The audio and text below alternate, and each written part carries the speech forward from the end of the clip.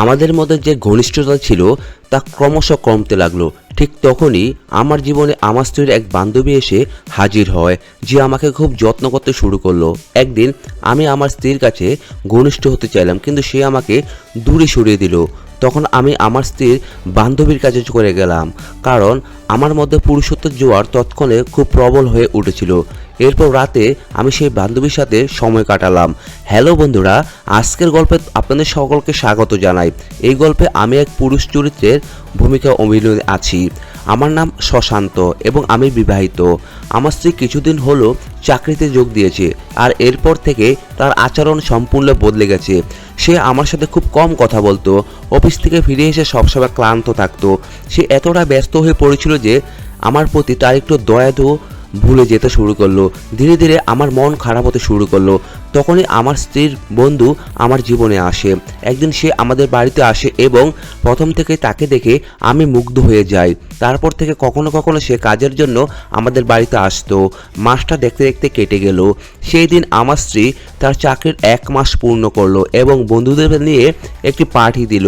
সে আমাকে কিছুই জানায়নি, বরং তার বন্ধুর মুখে আমি এই খবর পাই। আমি অবাক হয়ে পার্টিতে উপস্থিত হই। সেখানে আমাকে দেখে আমার স্ত্রী হতভম্ব হয়ে যায়। পার্টিতে তার অনেক বন্ধু উপস্থিত ছিল, কিন্তু সে কাউকেই আমার সাথে পরিচয় করে দিল না। এরপর আমি কিছু মনে করিনি, কারণ আমি জানি সে খুবই ব্যস্ত। পার্টির সময় আমি লক্ষ্য করলাম তার বস তাকে আমার সামনে জড়িয়ে ধরলো। আমি সাধারণত খোলামেলা মানসিকতার মানুষ ছিলাম, তাই এই বিষয়ে আমি বেশি মনোযোগ দিলাম না। রাতের দিকে বাড়ি ফিরে আমি কিছুক্ষণ বাইরে ছিলাম। ফিরে দেখি আমার স্ত্রী বিছানায় শুয়ে ফোন দেখছে। আমি তাকে জিজ্ঞেস করলাম, আজকে পার্টির ছবি আমাকে দেখাও, কিন্তু সে ফোন লক করে শুয়ে পড়লো। 4 দিন পরে তার জন্মদিন ছিল। আমি তাকে একগুচ্ছ ফুল দিয়ে শুভেচ্ছা জানালাম। পরের দিন আমি তার জন্য একটি বিশেষ পরিকল্পনা করছিলাম এবং সেই যে কাজে সাহায্যের জন্য তার বন্ধুর বাড়িতে ডেকে নিলাম। রাতে আমার স্ত্রী ফিরে এসলো।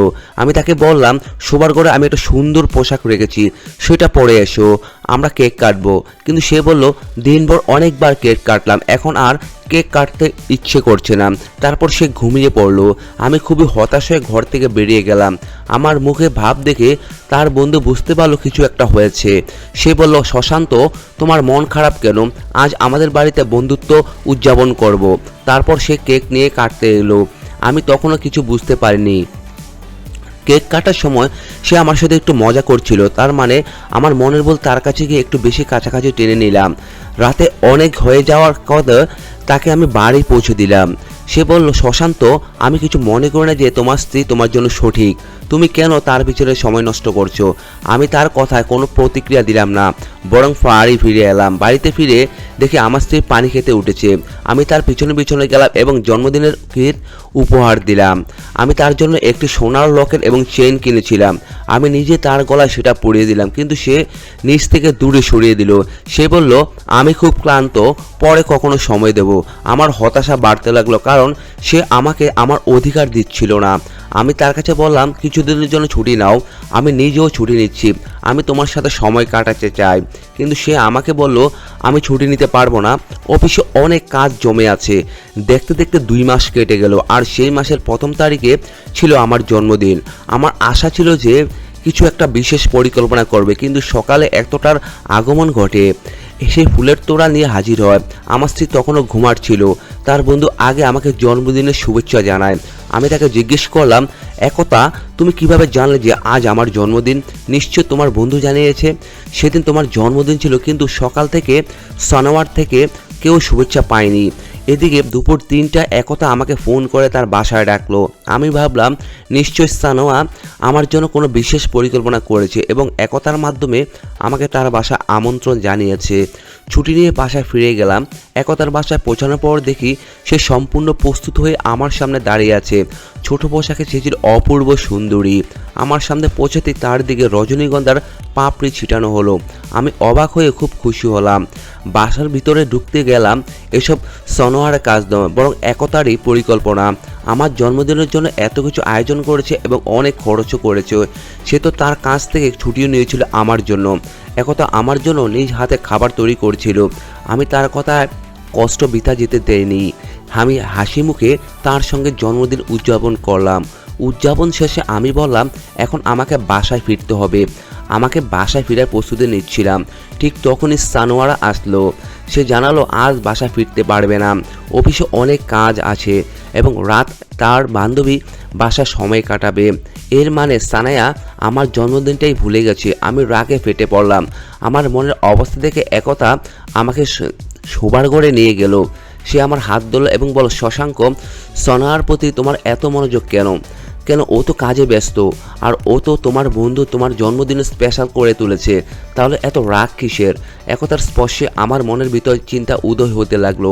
আমি একতাকে আগে কখনো এইভাবে দেখিনি, কিন্তু সেই দিন ওর উপস্থিতি আমার কাছে অন্যরকম হয়ে উঠল। সেজন্য ইচ্ছাকৃতভাবে মোবাইলটি হাত থেকে ফেলে দিল এবং সেটা কুড়াতে নিচু হলো। তার এই কৃত্রিম ভঙ্গিমায় দেখে আমি খুশি হলাম। একথা আমার দিকে এসে গেল এবং আমার কাছে আসলো। তার এই আকর্ষণে আমি বেশ প্রলুব্ধ হচ্ছিলাম। আমাদের মধ্যে কিছু একটা ঘটতে চলছিল। হঠাৎ আমি নিজেকে সামলে নিলাম এবং বললাম, একতা, তুমি যা করছো তা ঠিক নয়। আমাদের বন্ধুত্বের সীমা অতিক্রম করা আমরা পারি না। আমি আমার স্ত্রীকে ভালোবাসি। একথা কষ্ট পেলেও বলল, ঠিক আছে শশাঙ্ক, আমি তোমাকে কখনো বাধ্য করব না।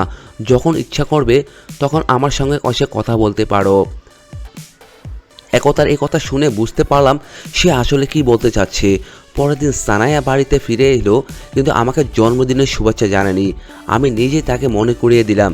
সে এরকম বিরক্তি সুরে বলল, হ্যাঁ তোমার জন্মদিন ছিল, এ তো বড় ব্যাপার কি আছে, আমি প্রতি বছরই তো আসে।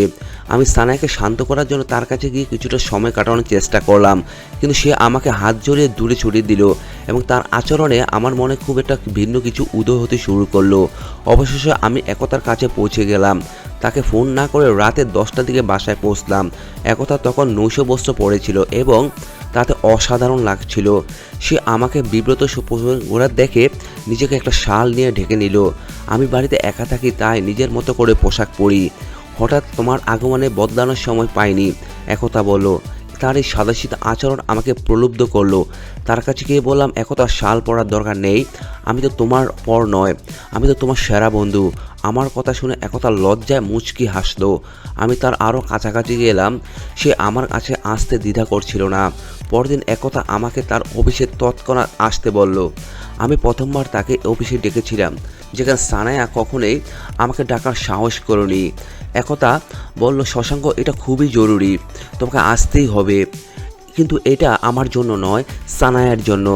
আমি ভয় পেয়ে দ্রুত সানায়ার অফিসে পৌঁছলাম। সেখানে গিয়ে যা দেখলাম তাতে আমি হতবাক হয়ে গেলাম। সানায়ার অফিসের সম্মেলন কক্ষে তার কিছু সহকর্মীর সামনে আমাকে হাস্যরসব কথাবার্তা বলছিল।